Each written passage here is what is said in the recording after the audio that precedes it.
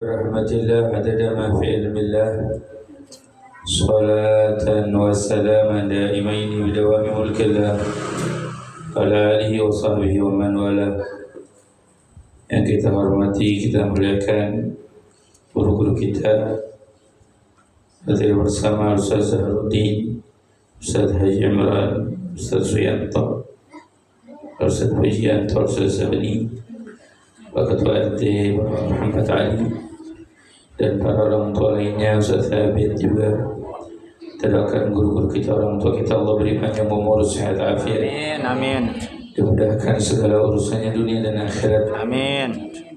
Para hadirin hadirat jamaah majelis Al-Istiqamah, semoga semua yang hadir bersama Allah panjangkan umurnya. Amin. Allah sehatkan badannya. Amin. Allah luaskan rezekinya. Amin. Allah mudahkan segala urusannya. Amin. Amin, Allahumma amin. Alhamdulillah, kita bersyukur di sore hari ini kembali duduk bersama di pengajian bulanan kita bersama Majelis Al-Istiqamah. Mudah-mudahan Allah senantiasa mengistiqamahkan kita. Amin, amin. Di dalam membahas satu persatu hadis Rasulullah SAW, kita sampai pada hadis ke-13. Qala Rasulullah sallallahu alaihi wa alihi wasallam, jahidul musyrikin bi amwalikum wa anfusikum wa alsinatikum. Hadis sahih rawahu Imam Ahmad.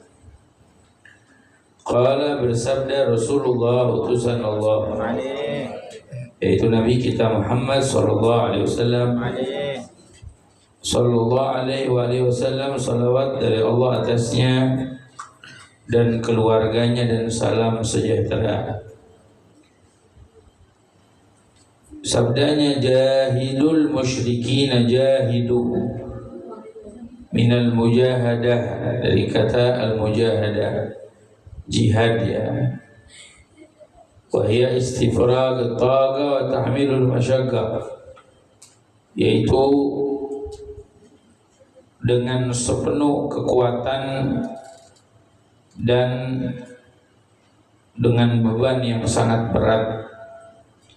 Disebut jihad, jahidu ya, berjihadlah ya, jihadilah, atau bisa juga diartikan perangilah ya, perangi ya. Makna kalimat perang di sini bukan hanya makna perang secara perang fisik ya. Perang banyak memiliki makna ya. Ada perang omongan, bisa juga perang tulisan, perang apa, bocah perang apa, perang ya itu, perang sabun, perang apa, perang apa lagi, macam-macam perang ya. Jahidu ay minal mujahadah, jahidul musyrikin, perangilah musyrikin. Man huwal musyrikin, al-kufar, orang kafir. Al-musyrikin, mereka yang menyekutuhi Allah. Disebut musyrikin karena menyembah kepada selain Allah Ta'ala. Bi amwalikum, dengan harta kalian. Perangilah musyrikin dengan harta kalian. Al-amwal jam'u mal.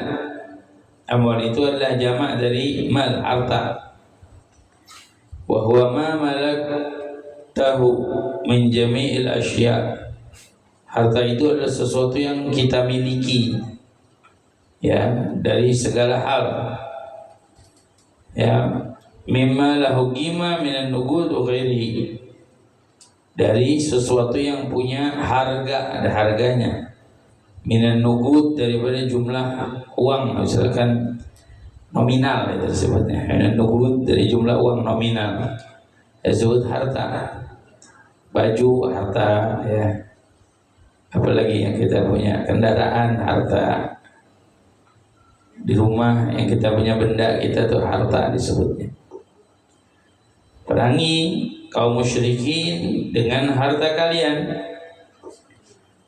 Wa anfusikum, dan dengan jiwa kalian, ruh kita.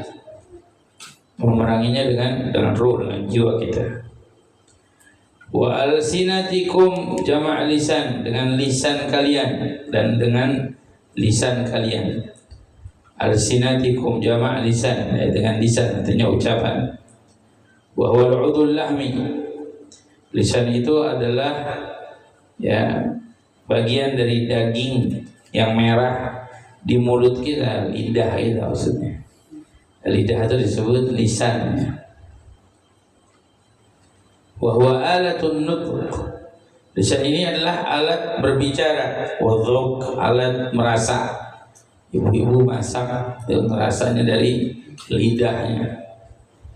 Wal bala wal maqsud aqwalukum sya'ran wa nathran. Tapi yang dimaksud lisan di sini adalah ucapannya. Perangilah kaum musyrikin dengan harta, dengan jiwa, dan juga dengan lisan, yaitu dengan ucapan.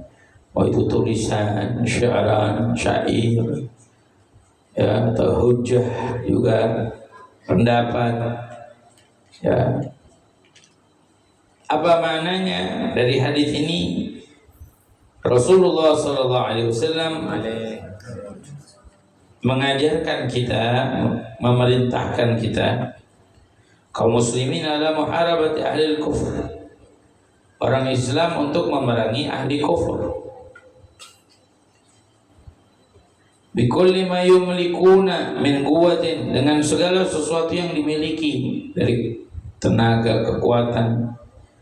Hatta ta'lu kalimatil haqq, sampai tingginya kalimat haq, menyampaikan, meninggikan kalimat la ilaha illallah. Ini tujuannya. Cuma nyatanya keadaan kita malah diperangin sama orang musyrik. Pemikiran, ya, keadaan, akhlak anak-anak kita yang saat ini ya bahasanya dibombardir. Kalau saudara kita dibombardir di Palestina dengan peluru, kita di negeri kita dibombardir dengan akhlaknya orang-orang kafir. Bangga banyak orang-orang muslim itu dengan pakaian orang kafir, dengan sifat orang kafir, dengan peradaban orang kafir, dengan caranya orang kafir. Ya, yang keluar dari apa yang diajarkan oleh Rasulullah, apa yang diajarkan oleh Sayyidah Fatimah Zahra sebagai teladan untuk perempuan. Orang perempuan kita sekarang senang sama pakaian orang kafir, ya, cara kehidupan orang kafir. Waliyadzubillah. Nah, ini mesti jadi pelajaran, mesti kita perangi hal yang seperti ini, malah kita yang diperangi. Dan di mana kita memeranginya untuk meninggikan kalimat la ilaha illallah, mengangkat kalimat la ilaha illallah. Wa yubayyin anna al-muharabah takunu bil mal. Nabi menjelaskan kepada kita di antaranya perang itu dengan harta. Contohnya wadzalika bi tajhizil ghazi, dengan mempersiapkan peperangan dengan harta. Sahabat Nabi kalau mau perang, Nabi mereka ngumpulin tuh persiapan perang. Mayatajuhu minas silah, seperti apa yang diperlukan untuk perang, senjata atau apa. Ya udah, kendaraan, nggak sembarangan. Perang juga nggak sembarangan. Jihad juga nggak sembarangan. Jihad ada syaratnya. Nggak sembarangan orang itu boleh berjihad, siapapun dia boleh berjihad. Enggak. Kalau nggak memenuhi syaratnya, dia nggak bisa beli. Wal batilul fasidul sahih din wa huwa alladhi ba'du syurutihi fuqih. Sesuatu menjadi batil, lawannya daripada kebenaran. Apa? Karena jika ada kebenaran yang tidak sempurna syaratnya, ya jadi batal. Orang kalau mau perang, ngumpulin orang, nggak ada persiapannya, nggak ada apa namanya alat perangnya, nggak, mati konyol namanya, nggak ada persiapan, nggak ada apa. Makanya yang salah satu orang-orang banyak menghujat Mufti Betawi Habib Utsman dulu. di masalah geger Cilegon, pendapat beliau, sebab saat itu orang-orang belum siap untuk berperang. Habib Uthman pendapatnya saat itu orang-orang belum siap berperang. Bukan hanya Habib Uthman, Syekh Nawawi Al-Bantani juga pendapat begitu. Akhirnya benar kan, ya, habis dibantai ya. Karena apa ya, perang juga mesti persiapan. Nabi SAW mau perang, persiapan. Ya walaupun memang kurang-kurangnya banyak. Nabi SAW ikut perang di perang Badar. Apa perang Badar? 313 sahabat lawan 1000 orang, yang bawa pedang 12 orang. Tapi paling enggak mereka siap. Dan itu ngikutin perintah Nabi SAW pemimpinnya. Beda sama ketika masa-masa perjuangan yang memang sudah disepakati, ada namanya resolusi jihad. Ki Hashim Asy'ari keluar itu juga kumpul ulama dulu, gak sembarangan. Makanya gak sembarangan orang sekarang jihad-jihad. Kalau jihad sembarangan berontakan namanya. Hakata. Nabi SAW mengajarin kita ya, dengan harta kita dulu orang-orang kumpulin harta, mau perang ngumpulin hartanya dulu, siapa dulu. Pernah dulu di zaman sahabat namanya Abu Qudamah, sahabat Nabi namanya Abu Qudamah. Waktu itu beliau jadi khalifah di salah satu wilayah. Ternyata wilayah tersebut mau diserang semua musyrikin. Abu Qudamah ngumumin, besok kita mesti berangkat perang. Ayo yang punya harta, punya apa yang mau menjadikan di jalan Allah, ya persiapin. Akhirnya ngumpulin semua. Tiba-tiba malam hari ada ibu-ibu datang. Ibu-ibu datang ke rumahnya Abu Qudamah. Ayo Abu Qudamah, diketuk pintunya. Assalamualaikum, waalaikumsalam. Dilihat perempuan, kata Abu Qudamah, kita nggak buka pintu rumah malam-malam buat perempuan, ini jadi fitnah ntar. Kata ini perempuan, kamu punya istri, biar istri kamu temuin saya ada hajat. Ada istrinya nemuin, ternyata apa? Ini perempuan yang punya rambut paling terindah satu kota. Dia potong tuh rambutnya yang panjang tuh, dia ikelin, cuman buat apa? Buat hiasannya kuda. Itu termasuk harta aja. Dia bilang, saya orang miskin, saya orang gak punya, tapi saya pengen ikut berperang. Saya orang perempuan ikut perang, jadi saya sumbangin rambut saya nih.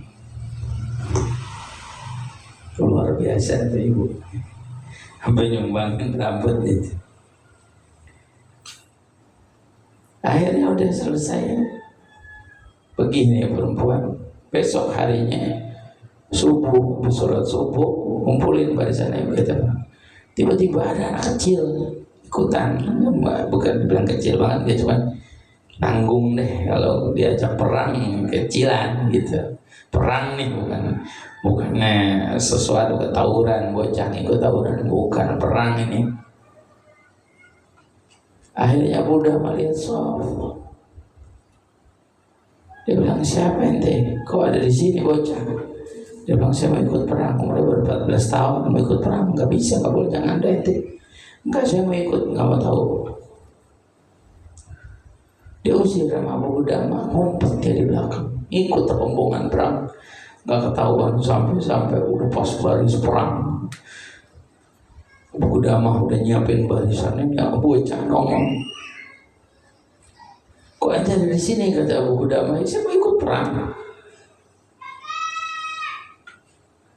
Saya mau ikut perang, katanya. Terus ente mau perang pakai apa? Nggak punya apa-apa ini. Mau perang, orang perang pakai panah, punya pedang. Dia bilang, ya ente bantuin, pinjemin, ente punya panah, pinjemin saya yang apa mana? Emang bisa, coba yuk, udah mulai perang nih. Coba panah tuh, ditunjukin. Nunjuk dong. Si bocah mana? Sambil nyebut Bismillah, Allahu Akbar. Kena tuh orang. Jago kata Abu Qudamah, nih bocah jago mana? Apa kata nih bocah? Kena. Anak usyarikukum fil ajr kata dia. Nih bocah ngomong sama Abu Qudamah, saya join nama ente pahala ya. Satu orang kena, saya yang mana panahnya punya ente, kita joinan. Kasih lagi panahan 2, kena juga. Pas mau yang ketiga belum sempat, udah kena panah si bocah, jatuh. Udah masa sedih di bocah. Bocah dengan luar biasa ya, hatinya besar, mau jihad mau apa. Akhirnya apa digendong Abu Qudamah dibawa perang, diselesaikan. Apa selesai perang? Sebelumnya nih bocah ngomong sama Abu Qudamah, ya am, dia bilang, hei paman, mau nggak penuhin hajat saya satu? Si bocah nih mau meninggal ngomong begitu. Apa hajatnya? Dia bilang, saya punya baju perang nih, tolong titipin kasih ibu saya dan sampaikan ke dia kabar saya. Abu Qudamah nanya dong, emang ibu kamu siapa? Ibu saya adalah yang semalam datang ke rumah kasih rambut. Tahu deh, ibunya begitu luar biasa, anaknya juga hebat. Perang terus berjalan, dikuburin nih bocah, dikuburin.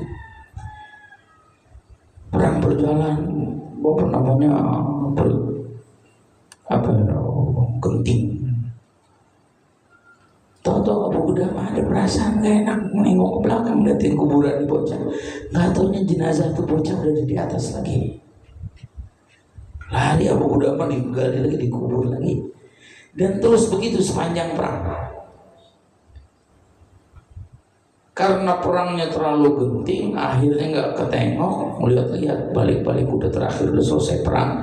Bacanya itu bocah udah ada di atas lagi, udah dimakanin dagingnya sama burung, sama apa binatang buas sudah makanin.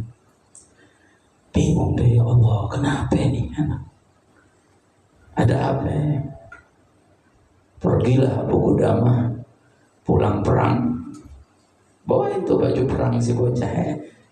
Baju apa sih dibilangnya, ziranya apa betul? Kalau suka ini nonton film perang kan tuh ada baju zirah apa baju apa dibawa. Cari nih di mana rumah tuh ibu ya. Alhamdulillah dapat di rumah si ibu, diketok pintu rumahnya. Assalamualaikum. Kalian jawab Assalamualaikum 3 kali, gak lama datang ada bocah anak perempuan bukain pintu. Si bocah pas bukain pintu ngelihat baju kakaknya, langsung teriak, Allahu Akbar, qad istushhida akhi, Allah Maha Besar, kakak saya sudah mati syahid. Si ibunya gak lama nyelesain, ternyata ibunya lagi sholat di dalam, nyelesain keluar. Si pamannya Abu Qudamah bilang, maafin, dia bilang, ini anak ente meninggal dunia syahid dalam peperangan, dan ini baju yang dititipkan amanah untuk disampaikan padamu. Si ibu cuman ngomong gini, saya ingin bertanya padamu, apa yang terjadi saat peperangan? Si ibu tiba-tiba nanya gitu, ada yang aneh enggak? Abu Qudamah nggak mau nyeritain si anaknya dimakanin binatang buas. Anak ente Masya Allah, dia ikut perang sama kita, kita kasih panah, dia bisa mana, cuma dia meninggal dunia pada panahan ketiga. Enggak, bukan itu. Saya kepengen tahu apa yang terjadi. Sebab anak saya setiap hari berdoa minta sama Allah dalam sholatnya, ya Allah, berikanlah rezeki aku mati syahid dalam perang di jalan Allah, dan jadikan kesyahidanku diterima olehmu dengan dimakannya badanku oleh binatang-binatang buas. Jadi dia doa begitu. Langsung Abu Qudamah geleng kepala, luar biasa nih keluarga hebat. Nah, kata beliau, iya itu yang terjadi. Anak mau dimakan dagingnya dengan binatang buas. Tiba-tiba si ibu sujud bersyukur sama Allah. Rabbi sujud bersyukur, dia bilang. Kenapa? Kata si pemuda, mau kok sampai sujud nih, keadaan begini sujud. Dia bilang, anak saya tiap hari doa minta supaya mati dalam keadaan syahid, kesyahidannya minta digigit sama binatang.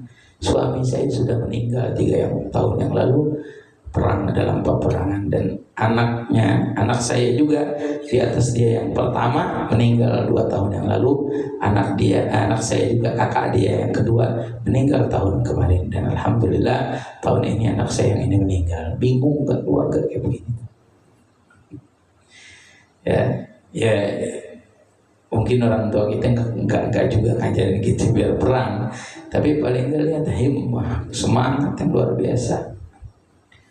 Ya, sampai bisa seperti itu dalam peperangan masih kecil, masih umur 14 tahun.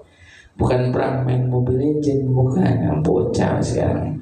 Perang sarung, perang air, perang ayam. Ada perang yang lebih lagi, nanti di sini disebutkan. Kita baru bicara satu tuh. Bi amwalikum, dengan harta kita. Kemudian juga dengan apa lagi? Wa takunu aidan bin nafs, dengan jiwa yang tadi, jiwanya dia dikasih, diserahin. Hadirin hadirat, kita kalau ngebayangin gimana hebatnya sahabat Rasulullah, jiwanya dikasih buat perang di jalan Allah, buat Allah tuh dikasih jiwa, ruh. Kita ini nggak usah jujur ngebayangin sekarang saudara-saudara kita yang di Palestina aja dah. Ya mohon maaf, kita yang tinggal di Meruya boro-boro kuat dah kalau kejadian kayak begitu. Ya memang ada orang-orang yang dipilih sama Allah Subhanahu wa taala, jiwanya besar. Tapi juga ada perang yang juga besar, kita juga perang besar, perang melawan hawa nafsu kita, perang melawan syahwat kita. Perang yang jauh lebih besar juga. Tapi kita bayangkan, sahabat Nabi itu sampai jiwa raganya dikasih buat mengangkat kalimat la ilaha illallah. Dan yang sampai memberikan rohnya, jiwanya, itu udah pengorbanan luar biasa. Fadlallah al-mujahidina bi amwalihim wa anfusihim. Keutamaan mereka yang berjihad, ya, dengan hartanya, dengan jiwanya jauh lebih hebat. Nah, yang ketiga, wakadzalika takunu bil alsun, jihad juga bisa dengan lisan. Antariq difa' anid-din, untuk kita apa? Tariq difa' anid-din, maksudnya di jalan untuk menolong agama Allah. Kayak apa contohnya? Tulis tulisan-tulisan yang baik dalam berdakwah.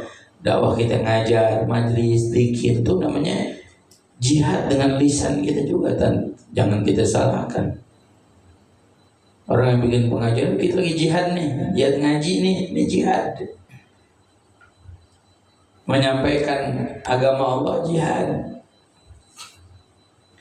Ya, wa mu'ajamatu afkarul kafirin, untuk melawan pemikiran orang kafir. Gimana orang-orang kafir merangin pemikiran anak-anak kita yang harus bisa untuk melawan itu, membenteng itu.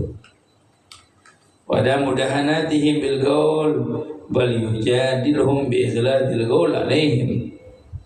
Bukan kita merendah dengan ucapan kalau sama orang kafir, enggak. Tapi kita nyampein ucapan sehingga apa? Mereka itu akan segan dengan kita. Muhammadur Rasulullah alladzina ma'ahu asyiddaa'u 'alal kufari rahamah bainahum tarahum ruk'an sujjadan yabtaghuna fadlan min Allah wa ridwana simahum fi wujuhihim min athari sujud dzalika mathaluhum fit Taurat wa mathaluhum fil Injil. Ada dalam ayat yaghidha bihim al-kuffar. Untuk apa? Untuk membuat rasa takut, gentar kepada orang-orang kafir.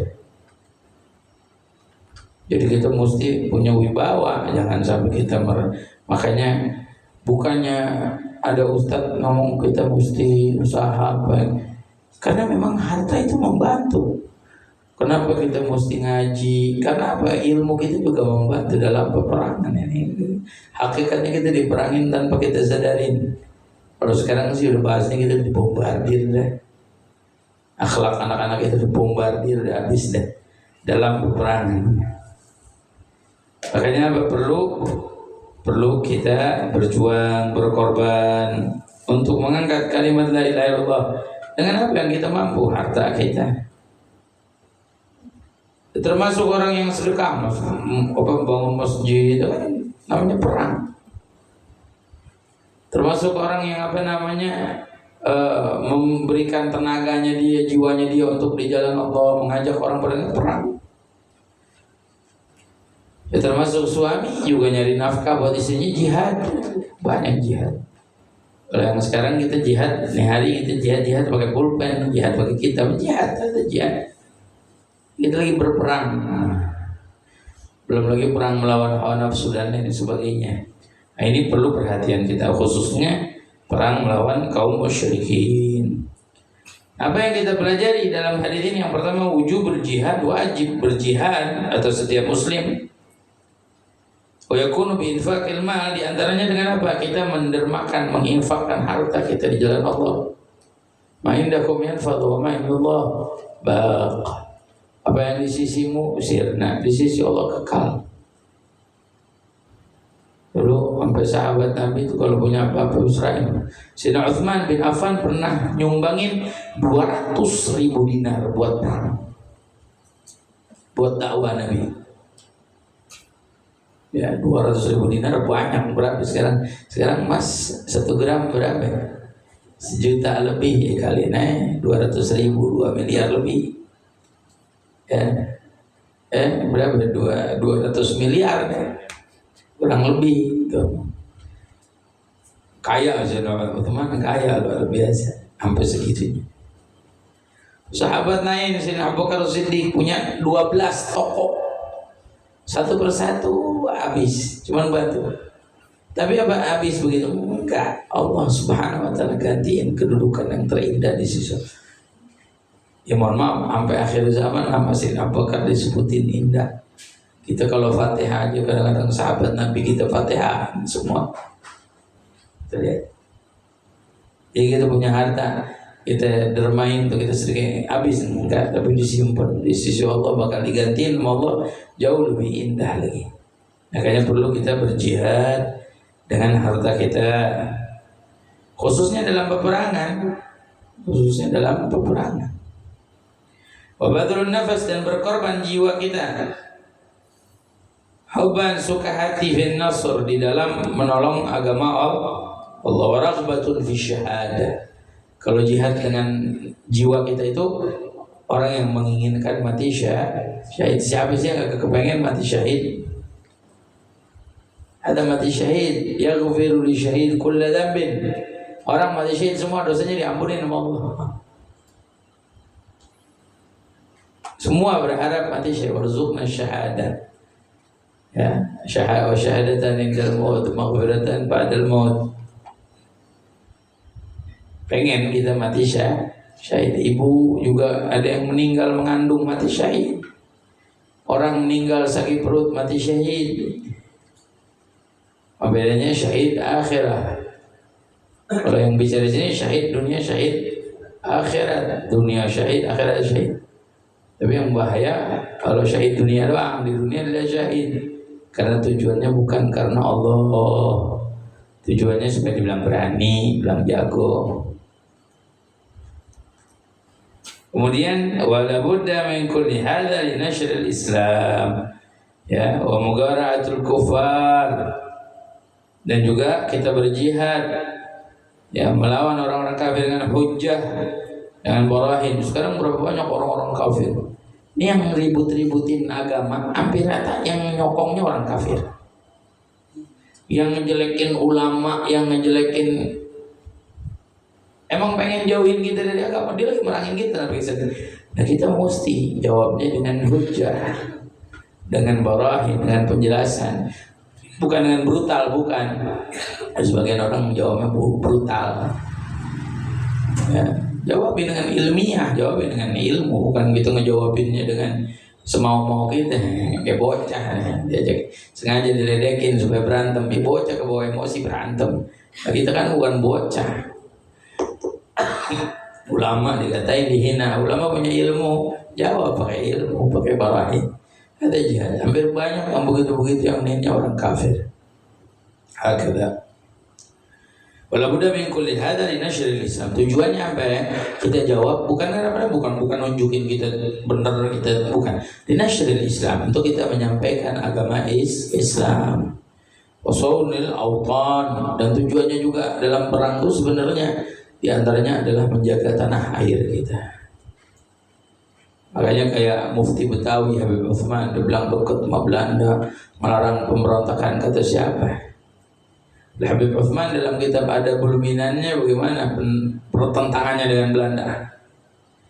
Kalau bicara yang dekat sama Belanda, banyak dulu juga semua pada dekat sama Belanda.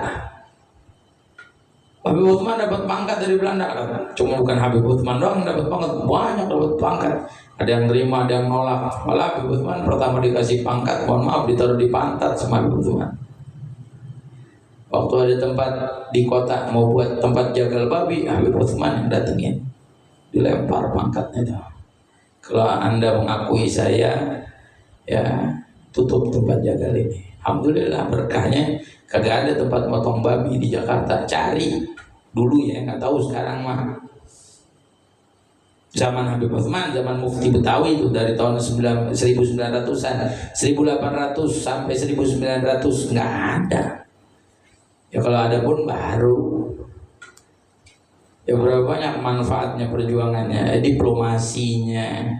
Ya jihad nggak cuman dengan apa namanya, dengan perang, berjuang dengan pedang. Ilmunya, pemahamannya, hujahnya, barahinnya. Karena kalau nggak ada yang begitu, ya habis kita sama yang berkuasa, habis.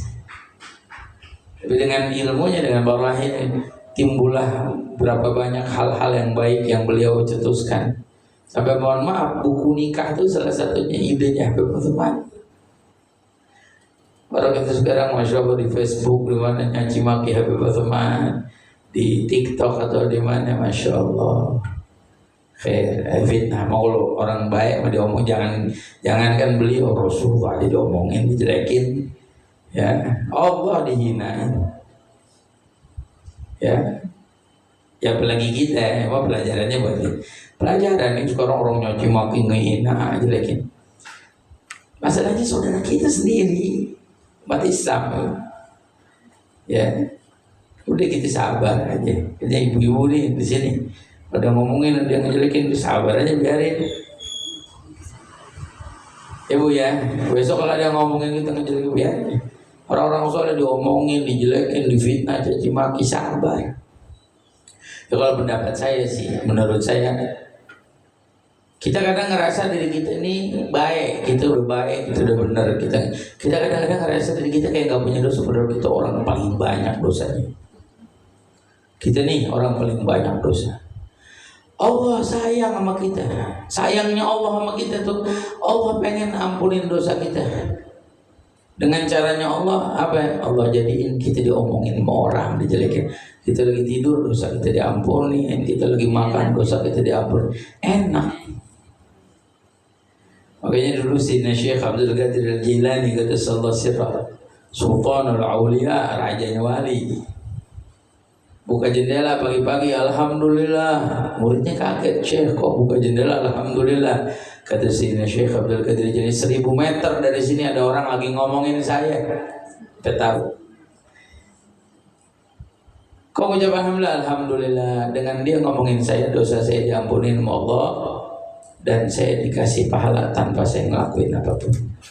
Ibu lagi makan, diomongin orang, sampai kesel-kesel, kesian. Dapat pahala, dosanya diampunin sama Allah.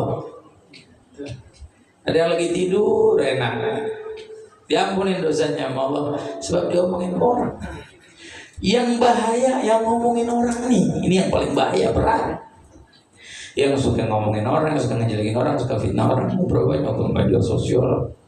Apa yang gak kita hidup di zaman menegur orang aja? Kalau dulu menegur orang, sini berdua, mohon maaf ya, saya cinta sama ente, salah nih begini, jangan ya. Kalau sekarang Masya Allah, kalau bisa bikin video di TikTok, negur orang. Kalau bisa bikin podcast nyalahin orang. Apa nih ajaran Nabi lah? Wallah, keluar dari ajaran Nabi ini, semua keluar dari ajaran Rasulullah. Bapak ibu punya anak bapak ibu nakal bandel, ngambil duit 5.000 dari kantong misalkan dia main. Bapak ibu tahu, saya pesenin jangan pernah marahin anak bapak ibu di hadapan teman-temannya. Bawa dulu ke rumah, udah di rumah mau dijewer, mau dicubit, terserah deh. Tapi jangan depan temannya. Kenapa? Karena itu bakal diingat, kesel hatinya, sakit hatinya tuh anak diomeli di hadapan temannya, sampai tua dia bisa dendam sama orang tuanya. Kita kadang-kadang kalau negur orang sembarangan sih, depan orang kita tegur ya. Kalau kita sayang tegur sembunyi, itu pribadi ya, personal ya. Itu kan sekarang nggak ada orang salah, wah, ibu-ibu bawa motor sen kiri belok kanan, wah, bapak-bapak nggak ngesen malah belok, disalahin bener ya. Nah, ini zamannya, ini zaman fitnah, zamannya zaman fitnah. Kalau kita nggak ngejaga, makanya paling bahaya. Ya mohon maaf, kita nyebar video nih, ada ibu-ibu belok kiri sen kanan, disebarin, di videoin, diikutin, disebarin. Itu yang nyebarin dosa. Kalau itu ibu nggak ridho gimana coba? Yang bahaya ngomongin orang, ngejelekin orang, fitnah orang. Nanti di hari kiamat dia berdiri di hadapan Allah, walaupun dia banyak sholatnya, banyak puasanya, banyak ibadahnya, tapi kerjanya suka ngomongin orang, ngejelekin orang, ngaci maki orang. Allah deretin sampingnya tunggu baris. Kalau ngomongin orangnya ratusan, ribuan. Mau ngapain itu orang berbaris? Nuntut sama dia nih, karena dia pernah diomongin, dijelekin, dicaci maki. Dijadiin apa? Diambil pahalanya dia, dikasih itu buat orang yang diomongin, dicaci maki. Mungkin tuh dari ratusan orang yang berbaris, baru 2 orang juga udah habis pahalanya dia. Sisanya tuh dosa-dosa orang yang berbaris semua dikasih buat dia. Akhirnya dia bangkrut di hari kiamat, gak punya apa-apa. Rugi padahal dia rajin sholat, rajin ibadah, tapi apa? Suka ngejelekin orang lain. Karena nih buat yang muda-muda belajar gitu, jangan ikut-ikutan ngejelekin orang, nyaci maki orang, jangan. Ya mudah-mudahan Allah jaga lisan kita semuanya. Gunain lisan kita buat yang baik, gunain lisan kita buat deketin diri kita, buat jihad, buat ilmu, buat dakwah. Ini tulisannya di mana? Di internet nih, media sosial, kirim yang baik-baik, dakwah, ajak orang, ajarin ilmu, ajarin nasihat, itu yang terpenting. Terakhir, Nabi dalam hadis ini menjelaskan bahwa majal jihad itu banyak, bukan cuma dalam perang dengan pedangnya enggak, bukan senjatanya enggak, tapi banyak.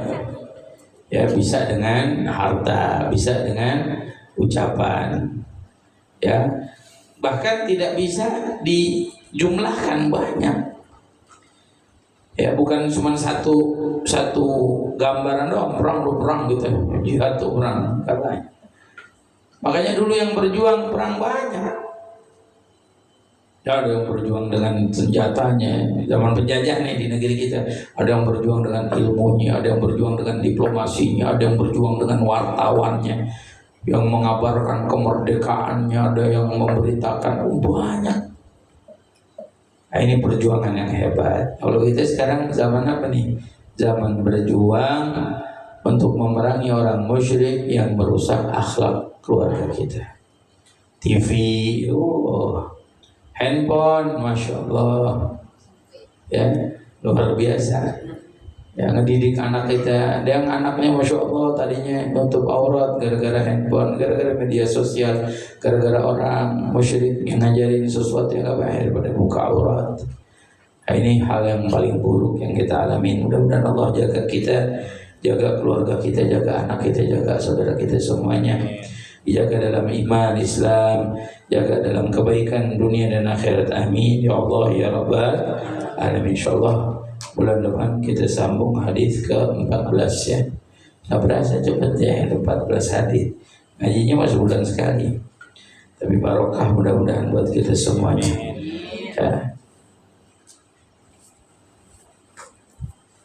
Bismillahirrahmanirrahim. Alhamdulillahirabbil alamin. Allahumma shalli wa sallim ala sayyidina Muhammadin wa ala ali sayyidina Muhammadin fil